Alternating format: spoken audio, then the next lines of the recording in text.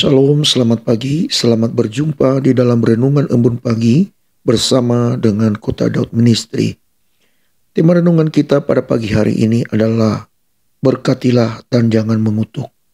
Renungan ini saya ambil di dalam kitab Roma pasal yang ke-12 ayat ke-14, demikian firman Tuhan. Berkatilah siapa yang menganiaya kamu, berkatilah dan jangan mengutuk. Saudaraku para pendengar, saya percaya kita pernah mengalami sakit hati kepada seseorang yang pernah menyakiti kita. Mungkin tidak sesuai dengan apa yang kita mau atau tidak sependapat dengan kita. Seringkali kita terjebak kepada situasi di mana kita tidak sanggup untuk mengampuni orang lain. Sehingga kadangkala timbul dendam atau sakit hati yang berlarut-larut. Bahkan kadangkala tindakan kita menjadikan orang itu jadi musuh bagi kita. Bahkan melihatnya saja kita tidak mampu. Bahkan tidak sedikit orang yang merindukan orang itu jatuh, menunggu kejatuhannya, menunggu hari kemalangannya. Bahkan seringkali kita meminta Tuhan untuk membalaskan sakit hati kita itu kepadanya dengan menggunakan ayat Alkitab bahwa pembalasan adalah haknya Tuhan. Saudaraku, apabila keadaan ini berlarut-larut, maka kita akan terjebak kepada dosa yang besar karena kita merindukan orang itu jatuh. Bahkan tidak sedikit ada yang mengutuk. Hal inilah yang dikatakan oleh Rasul Paulus di dalam nats yang sudah kita baca tadi. Dia berkata, berkatilah orang yang menganiaya kamu, berkatilah dan janganlah mengutuk. Saudaraku, memang ayat ini sulit untuk dipraktikkan, tetapi tidak ada alternatif yang lain yang firman Tuhan katakan, selain daripada kita harus memberkati orang yang mengasihi kita, selain daripada kita mendoakan orang-orang yang menyakiti kita. Karena itulah kerinduan Tuhan sesuai dengan apa yang diajarkan Alkitab bagi kita, bahwa kita harus mengasihi musuh dan berdoa kepada orang yang menganiaya. Saudaraku kekasih dalam Tuhan, kalau kita berdoa, jangan pernah kita meminta Tuhan untuk membalaskan sakit hati kita kepada orang lain. Sekalipun itu kita bungkus dengan ayat-ayat Alkitab, namun Tuhan mengerti niat yang jahat di dalam hati kita.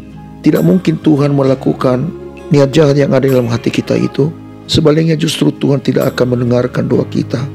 Justru Tuhan merindukan kita untuk mendoakan orang-orang yang tidak sependapat dengan kita, yang bahkan yang pernah menyakiti hati kita. Kita harus meminta Tuhan supaya terjadi pertobatan dan bukan untuk mengutuki orang lain. Saudaraku kekasihi dalam Tuhan, mari kita belajar memiliki hati seperti Tuhan Yesus. Kita belajar mengikuti teladan Tuhan Yesus, yaitu mengasihi orang-orang yang berdosa. Ia mendoakan orang-orang yang menyalibkannya. Ia berkata, ampunilah mereka karena mereka tidak tahu apa yang mereka perbuat. Dan teladan inilah yang harus kita ikuti sebagai kita orang percaya, orang-orang yang telah menjadi murid Kristus. Saudaraku kekasih dalam Tuhan, jangan pernah bungkus kejahatan dengan hal-hal yang rohani. Jangan bungkus niat jahat di dalam hati kita dengan kata-kata yang manis. Jangan pernah terlintas di dalam pikiran kita untuk membalas kejahatan dengan kejahatan. Tetapi sebaliknya kita harus membalas kejahatan itu dengan kebaikan. Yesus memerintahkan kita untuk saling mengasihi supaya dunia tahu bahwa kita adalah murid-murid Yesus. Dan inilah yang harus kita pancarkan di dalam hidup kita untuk supaya kita saling mengasihi. Sekalipun musuh, kita wajib mengasihi seperti Yesus ajarkan. Ya, memang berat rasanya, sulit untuk dilakukan. Tetapi mari kita belajar untuk mengampuni orang lain. Mari kita belajar untuk memberkati orang-orang yang tidak menyukai kita, supaya kita dapat menikmati kasih anugerah Tuhan di dalam hidup kita dengan jalan mengasihi musuh sekalipun. Saya percaya Tuhan memampukan kita untuk dapat melakukannya apabila kita membuka hati bagi Tuhan, bagi Roh Kudus, untuk dapat memberikan kepada kita kekuatan untuk mengampuni orang lain. Saudaraku para pendengar yang kuhormati dan yang kukasihi dalam Tuhan, tanggalkanlah sakit hatimu kepada orang-orang yang telah menganiaya kamu, bahkan yang telah memusuhi kamu. Tetapi gantikan itu dengan kasih Kristus yang mengalir dari tempat yang maha tinggi, sehingga anugerah Tuhan tidak akan terhambat bagi kita. Dan kita tahu apabila kita melakukan perintah Tuhan untuk mengasihi, maka anugerah Tuhan ini menjadi bagian kita.